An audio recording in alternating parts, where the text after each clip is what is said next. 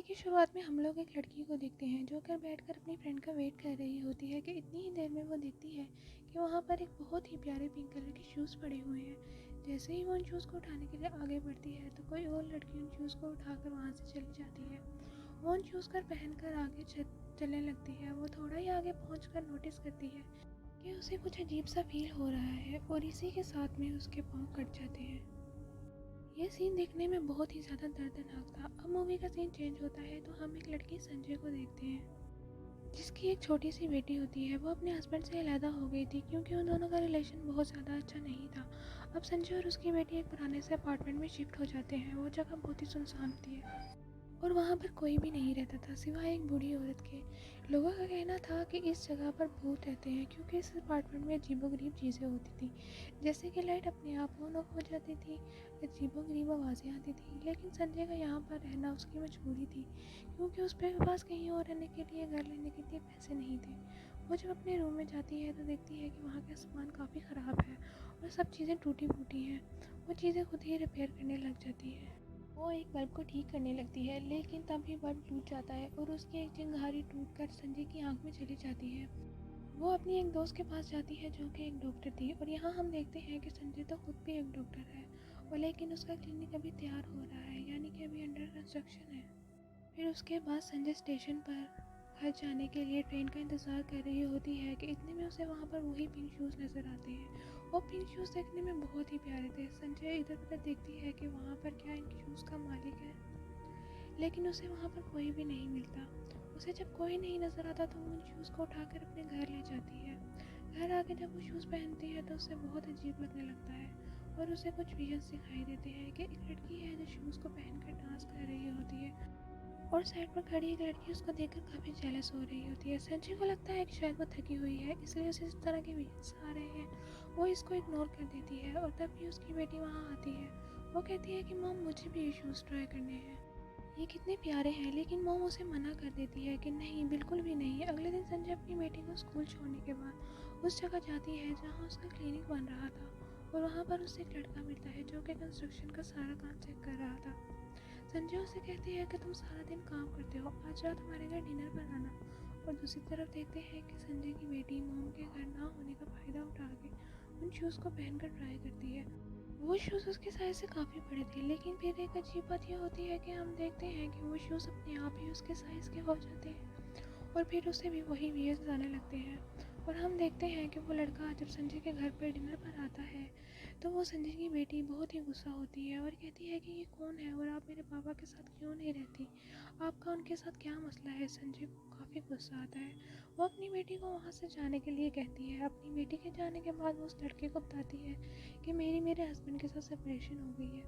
इसी दौरान उस लड़के की भी नज़र उन पिंक शूज़ पर पड़ती है और लड़का होने के बावजूद उसे वो पिंक शूज़ बहुत अट्रैक्ट करते हैं। देखते हैं कि संजय की नींद में भी वो विजन्स आने लगे थे। एक कपल होता है जिसने कि वेडिंग ड्रेस पहना होता है। फिर वो कभी अपनी बेटी को देखती थी जो कि बिल्डिंग से जंप कर लगा रही थी और जैसे ही रोकने के लिए उसे उसके पास जाती है तो उसके पाँव कट जाते हैं। संजय इन सब से बहुत ज़्यादा परेशान हो जाती है। अब उसे यकीन हो चला था कि इन शूज़ के साथ कोई ना कोई चीज़ ज़रूर जुड़ी हुई है, तो अब जब भी उसकी बेटी उन शूज़ को ट्राई करने लगती थी तो वो उसको मना कर देती। फिर संजय की डॉक्टर दोस्त उसके घर आती है और उसकी भी नज़र उन पिंक शूज़ के ऊपर पड़ती है और उसे भी वो पिंक शूज़ बहुत ज़्यादा अट्रैक्ट करते हैं। उसे भी वो शूज़ पसंद आ गए थे और जैसे ही संजय थोड़ा दूर जाती है तो वो उन शूज़ को चढ़ाकर भाग जाती है। पता नहीं इन शूज़ में ऐसा क्या था कि एक दोस्त दूसरी दोस्त की चीज़ को चोरी करने पर मजबूर हो गई और जैसे ही वो शूज़ लेकर बाहर जाती है तो उसे लगता है कि कोई उसका पीछा कर रहा है।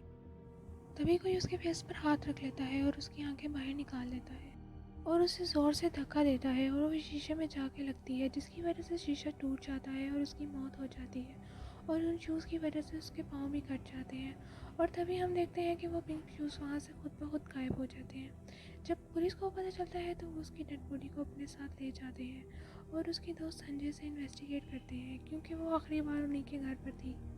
पुलिस इसको मर्डर केस समझ रही थी और संजय जब वहाँ जाकर देखती है तो वहाँ पर कुछ पिक्चर्स होती हैं जिसे देखकर उसे पता चलता है कि इस तरह से तो पहले भी बहुत लड़कियों की डेथ हो चुकी है और ये सब देखकर उसे समझ नहीं आता है कि क्या हो रहा है। वो घबराते हुए अपने घर आ जाती है और जब अपनी बेटी के पास जाती है तो देखती है कि उसने वही पिंक शूज़ पहने हैं।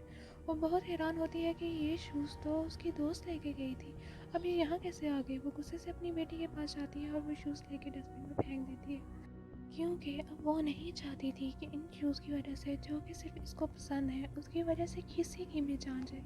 लेकिन जब वो वहाँ वापस आती है तो देखती है कि उसकी बेटी के पाँव में वही शूज़ है।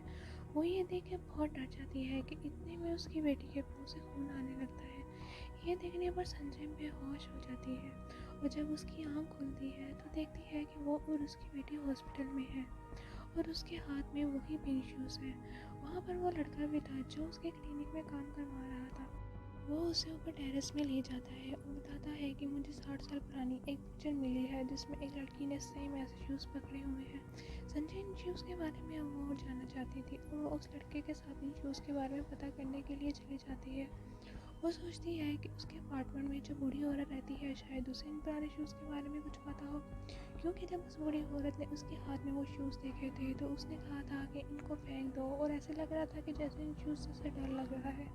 अब वो दोनों उस बूढ़ी औरत के पास जाते हैं। वो दोनों उससे पूछने लगते हैं कि वो रात काफ़ी डरी हुई होती है और कुछ भी नहीं बताती। वो दोनों उससे रिक्वेस्ट करते हैं तो वो बोलना स्टार्ट होती है। वो बताती है कि जब वो यंग थी तो वो एक लड़की ओकी के घर काम किया करती थी।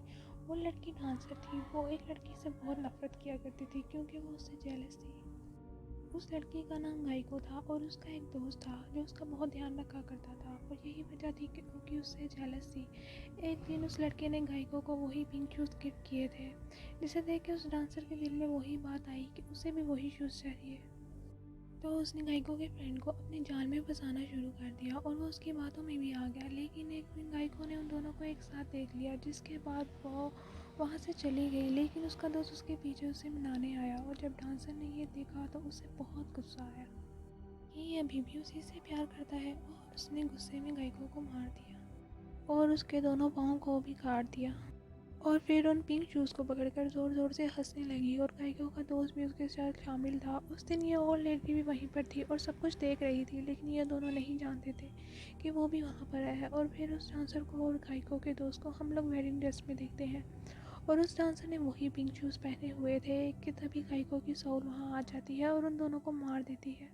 और तभी वो ये सोच लेती है कि उन पिंक शूज़ को जो भी हाथ लगाएगा वो उनको जिंदा नहीं छोड़ेगी।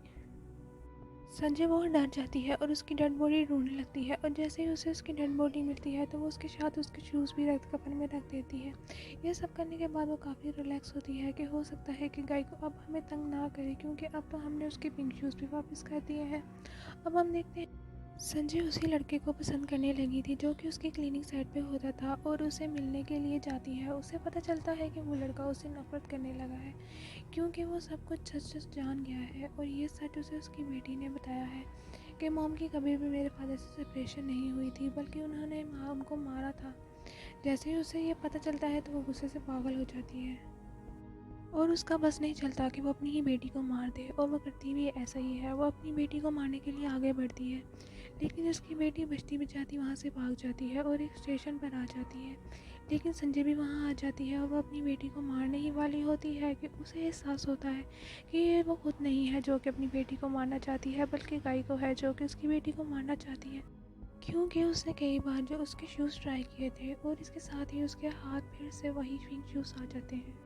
यहाँ पर संजय काफ़ी डर जाती है और गाइको से घबरा कर कहने लगती है कि हमने तो तुम्हारी हेल्प की है, तुम्हारे पिंक शूज़ तुम्हें वापस करके, तो फिर तुम हमारे साथ ऐसा क्यों कर रही हो। और तभी उसके सामने गाइको की सोल आ जाती है जो कि बहुत ही ज़्यादा खतरनाक थी। वो उसे बताती है कि तुम ओकी हो, यानी तुम पहले ओकी हुआ करती थी, वही डांसर, और इसीलिए वो बूढ़ी औरत भी उसे डरा करती थी। और गाइको उसे बताती है कि तुम ही हो जिसने अपने हस्बैंड, अपनी दोस्त और उस लड़के को मारा है, और अब तुम ही अपनी बेटी को मारने जा रही हो। यानी ये गाइको नहीं थी बल्कि वही डांसर थी जिसकी जेलसी इतनी बढ़ गई थी कि वो लोगों को मारने पर उतर आई थी। और यहीं पर ये मूवी ख़त्म हो जाती है।